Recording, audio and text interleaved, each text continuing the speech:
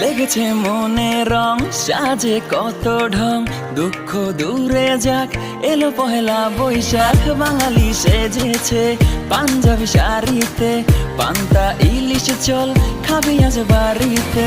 সব বিষণ্ণতা আজকে দূরে যাক, সুখের ঘুরি আজ আকাশে মেলে দেখ।